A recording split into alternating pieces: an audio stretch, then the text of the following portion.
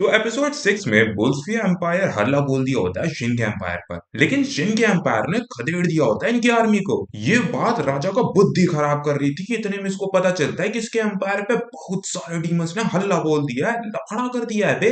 तो बुल्सफिया का राजा अपनी पूरी सेना को वापस बुलाकर अपने किंगडम वापस लौट जाता है डीमन से लड़ने, लेकिन जब तक वो लौटता है तब तक डीमंस ने शमशान बना दिया था उसके किंगडम को। और हमें पता चलता है कि बुल्सफिया एम्पायर पर डीमंस का हमला ओलिवर की प्लानिंग थी। दूसरी तरफ अपने किंगडम को ऐसा दहकता देख राजा का माथा हैंग हो जाता है और अपने जीवन की सारी ही गालियां गरियाते गरियाते अपने रूम की तरफ जा रहा होता है। और जब राजा अपने रूम पर पहुंचता है तब इसे पता चलता है कि ओलिवर इसकी आत्मा शांत करने आया होता है। ओलिवर को देखकर राजा पूछता है, ओलिवर तुम इधर क्या कर रहे हो? ओलिवर बोलता है, कुछ नहीं, बस थोड़ा भेंट करने आए थे। और फिर ओलिवर राजा की माँ दूसरी तरफ बुल्सफिया किंगडम में डिस्क के सोल्जर्स भी आ चुके थे, लेकिन बुल्सफिया किंगडम की ऐसी हालत देखकर इनका दिमाग सदमे में चला गया था कि बुल्सफिया किंगडम को ऐसा किसी ने मार दिया बे। इतने में ओलिवर की आवाज आती है कि तुम्हारा स्वागत है, हम ओलिवर हैं और तुम्हारा शुक्रिया। तुम लोगों ने बुल्सफिया किंगडम के आधे आर्मी को जंग में ही मार दिया था, जिसके बाद हमें इसके किंगडम को तबाह करने में वक्त नहीं लगा। फिर ओलिवर अपने डिमनॉइड की आर्मी दिखाता है और बोलता है, तुम लोगों ने हमारी मदद की, इसीलिए आज हम तुम्हें छोड़ रहे हैं। फिर क्या, ये खबर राजा को पता चलती है और वो सारे ही मैजिक और नाइट स्कूल के बच्चों को एक साथ ट्रेनिंग करने को बोलता है, ताकि दोनों का ही लेवल अप हो और वो वॉर में कंट्रीब्यूट कर सके।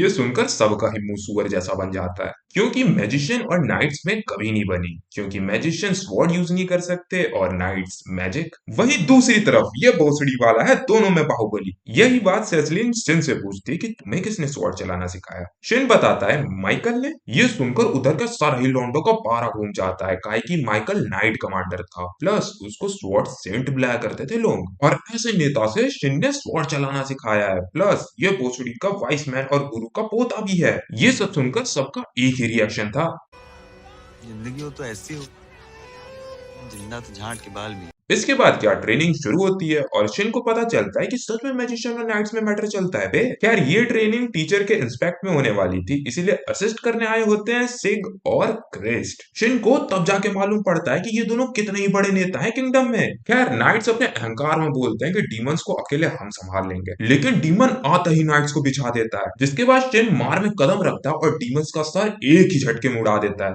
फिर इन लोगों को रियलाइज होता है कि ये मैजिशियन के बिना डीमंस को नहीं मार सकते हैं। खैर, तभी मैजिशियन को एहसास होता है कि बहुत सारे डीमंस इनके तरफ आ रहे हैं। फिर शिन सेज और क्रिस से पूछता है, क्या मैं इन सबको देख लूं? ये सुनकर सबका रिएक्शन था कि साला हमसे एक डीमन नहीं मर रहा और ये साला सबको अकेले फरियान की बात कर रहा है। लेकिन शिन तो अपना है ही बाहुबली, लौंडा डीमन सही जंगल खाली कर देता है। ये देखकर नाइट्स को पता तो लग गया था कि साला किसी भी मैजिशियन से भिड़ लेना, लेकिन शिन को नहीं छेड़ने का। इसके बाद एक नाइट शिन से माफी मांगती है उसके रूडनेस के लिए, क्योंकि उसने सेजलिन के सामने, बोले तो उसकी गर्लफ्रेंड के सामने, उसके बॉयफ्रेंड की बेइज्जती कर दी थी। ये सुनकर दोनों ही अलग शर्माना शुरू कर देते हैं। भोसड़ी के गजब चूतियां हैं, शर्मा क्या रहे हैं, प्रपोज मारो, बात खत्म।